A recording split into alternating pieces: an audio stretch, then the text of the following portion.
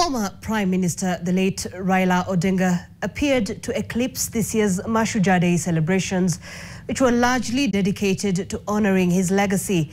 In a historic moment, President William Ruto conferred the country's highest honors, the Chief of the Order of the Golden Heart of Kenya, on Odinga.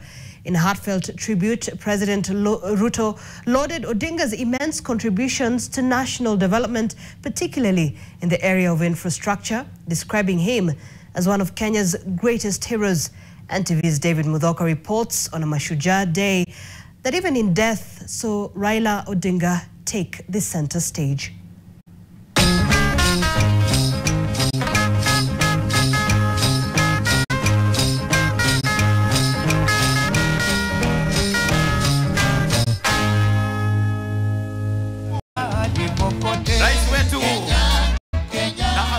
The Mashujaa Day celebrations held for the first time in Kitui were marked by a poignant moment as President William Ruto led the nation in honoring the late former Prime Minister Raila Odinga.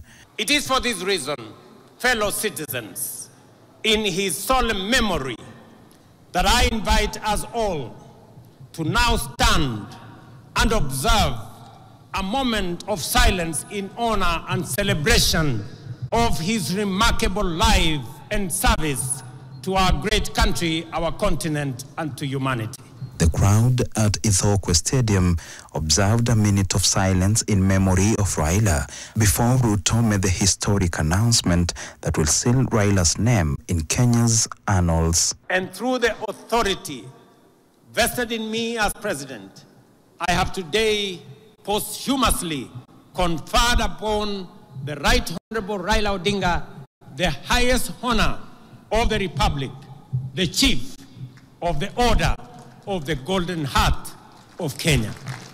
The president dedicated a significant portion of his speech to reflecting on Raila's legacy and lasting impact on Kenya's political and infrastructural landscape. Raila was laid to rest on Sunday in Bondo, Siaya County. Our third critical area of focus is infrastructure development. Again, Baba, who also served as a Minister for Roads and Public Works and Housing under the late President Kibaki, often reminded me that no economy can flourish without world-class infrastructure. To some, these projects may seem too ambitious, perhaps even out of reach.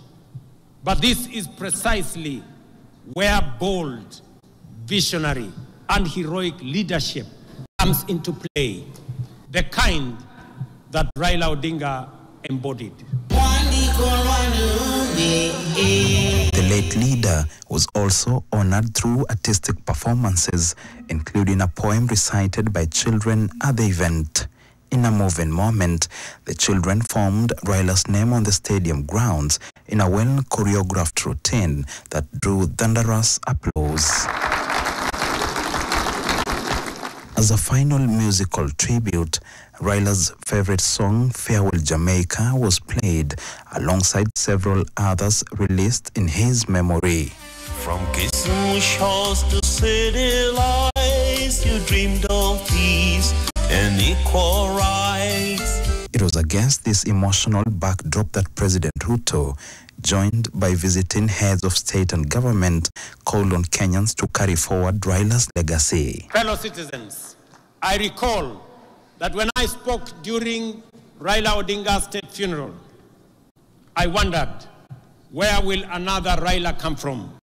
The truth is, there will forever be only one Raila Amolo Odinga, a single spirit, a towering patriot, and a hero for ages. I would like to seize this opportunity to pay tribute to these worthy sons and daughters of Kenya and African whose memory must be etched out into our collective consciousness.